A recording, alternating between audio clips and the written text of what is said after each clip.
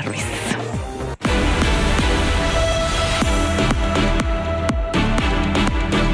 El tema central, a ver cómo es el combo. La inflación de octubre 2,3, un poquito más arriba que la del mes anterior. La pobreza a la baja, de acuerdo a UNICEF Argentina, pero la gente que dice que el sueldo no le alcanza, que el mes se le hace largo, el dilema de todo el mundo. Y vamos a empezar a repasar estos números que tiene una doble discusión. Por un lado, empezar a discutir si lo estamos midiendo de una manera correcta, pero por otro lado decir que siempre ha sido la misma forma en la que se han medido en todos los gobiernos anteriores. Es el mismo parámetro. Desde el 85, vale, que se mide así, ¿no? 2,3% es la inflación de octubre que se conoció en el día de ayer. La acumulada en lo que va del año casi 25%, 24,8%, y la interanual 31,3%. ¿Será ese el valor con el que cerremos este año? Probablemente, Petete, ¿no? Alrededor de un 30%. Sí, con un panorama de salarios pisados, ¿no? Que ese es un dato no menor y que tal vez explique por qué se hace muy difícil llegar a fin de mes, además del mecanismo que se está utilizando para medir precisamente pobreza, ¿no? Y por delante con un mes muy particular también, que es diciembre, ¿no? En donde hay también algunas alteraciones en algunos precios que pueden impactar directamente en la nueva medición que tengamos, ¿no? 3,1% la sube en la canasta básica, y esto es lo que se necesita para no ser pobre en la Argentina. 1.200.000, redondeándolo, pero claro, hay que tener en cuenta que esto no incluye muchas cosas que hoy para el bolsillo impacta mucho, ¿o no, Gaby Orislia? ¿Cómo estás? Buen mediodía. ¿Cómo estás, Gaby? Bueno, ahí está el dato, Alejandra, en el de las canastas, porque las canastas, eso es lo que marca el nivel de pobreza, o sea que vas a tener un poquito nivel de suba de pobreza. ¿Qué es esto? Es la canasta básica. Claro. Para hacer clase media, 2 millones de ingresos por mes, 2.034.000 pesos. Y recién decía Petete, salarios pisados. Se conoció, los salarios van un mes atrás de la inflación. En septiembre perdieron los salarios contra la inflación, pero terminarían el año ganándole por 5 puntos, 4,5 puntos. Ahí tenemos los datos.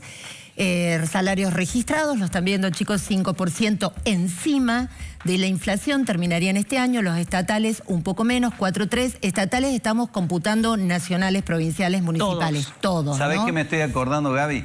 De la gente que está en negro. La vez pasada hablabas de eso, ¿no? Claro. Un 40% de laburantes en negro que no ven estos números, ¿no? Bueno, ahí, Petete, lo que tenés claramente es un inconveniente, porque esa gente está... Es difícil medirlo, pero se calcula que vuelven a perder este año o van a quedar alrededor de 1% arriba, no más de eso. ¿Qué es lo que está pasando? Seguimos por detrás del 2023. ¿Por qué? Porque la devaluación rompió los salarios, el poder de compra de los argentinos, la devaluación que tenía Sergio Massa y que tenía también después el presidente Milei. Y entonces esa es la radiografía de por qué la plata puede alcanzar un poco más que el año pasado, pero mucho menos que en el 2023. La palabra de Vanessa Ruiz del Centro de Almaceneros después de ver estos números, ¿no? Los llegamos a nombrar: salarios registrados privados 5%, estatales 4,3%, ¿no? Sí, y sumémosle a esto, ¿te acordás, Petete, lo que ayer compartíamos en Noticiero 12? Que 4 de cada 10 hogares argentinos de alguna manera tiene que endeudarse para poder seguir enfrentando los gastos que tiene todos los meses.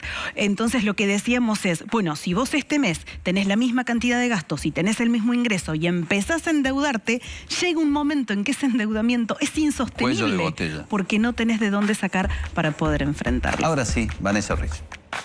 Estamos cerrando un octubre con un 2,3% de inflación. Bueno, el Instituto de Estadísticas y Tendencias Sociales y Económicas midió lo mismo que el dato oficial de INDEC, pero con un impacto en alimentos superior. Hemos medido un 2,8%.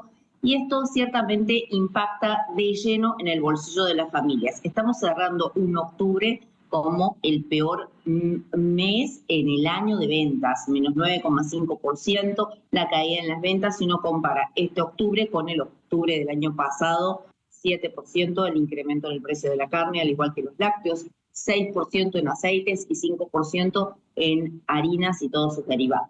Hoy nos encontramos con una familia totalmente endeudada, ¿no? Hablábamos recién de la pérdida de poder adquisitivo, con paritarias prácticamente congeladas, aquellos que se encuentran en la formalidad, ¿no? y el otro 50% de la Argentina que se encuentran en informalidad. 90,8% de las familias tuvo que financiar alimentos. ¿A través de qué herramientas? 42% lo hace a través de la tarjeta de crédito, 38% a través del fiado y con dinero prestado un 9%.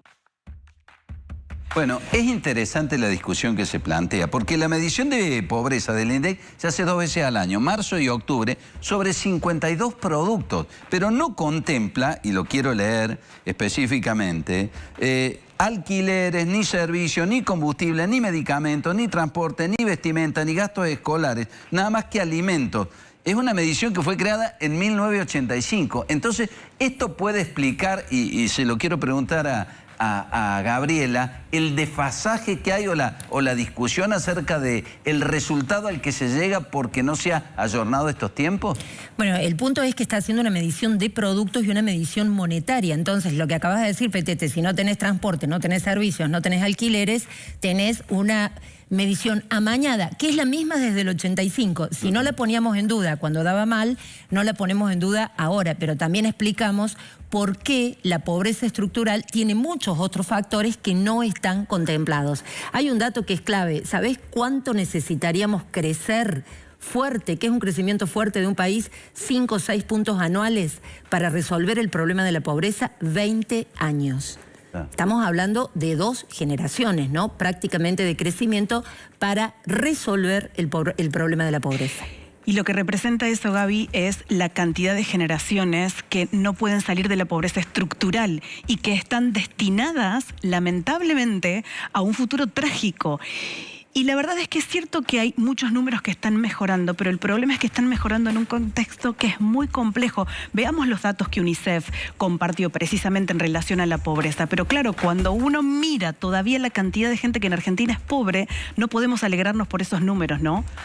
Ahí está, ¿no? La pobreza en hogares con niños y adolescentes bajó, según UNICEF Argentina, del 48 al 31%. Mi duda, y se la quiero trasladar también a Gabriela, antes de poner la placa, es si UNICEF parte de los mismos datos que tiene INDEC o tiene un mecanismo de medición propio, porque me parece importante aclararlo. Tiene un mecanismo propio porque el INDEC incluye otros elementos en la pobreza que no los está tomando UNICEF y vamos hacia una modificación también de las mediciones que ha anunciado ya el INDEC. Fíjate que además ahí tenés, son hogares con niños. El UNICEF se focaliza en ese punto que es el gran problema de la pobreza transgeneracional en la Argentina. La van heredando los chicos en esas familias. Y son familias a las que les cuesta acceder a la educación y sabemos que en Argentina la educación sigue siendo el camino para el ascenso social. Es una de las pocas herramientas que siguen siendo una posibilidad de un futuro mejor, ¿no? Más números entonces, sale. La fuente también es UNICEF, en este caso. Creció el endeudamiento en hogares, 30% con tarjeta de crédito, bancos o ANSES, y llega a 45% si se cuentan mecanismos informales. Claro, por ejemplo, que uno le pida a un familiar que pueda pedir fiado, que tenga alguna otra manera de financiarse esa necesidad de espérame que todavía no puedo pagar, ¿no? Bueno, los datos parecen contradictorios, pero estamos poniendo todos los números en la mesa, ¿no? Está Luchi Ibáñez con la gente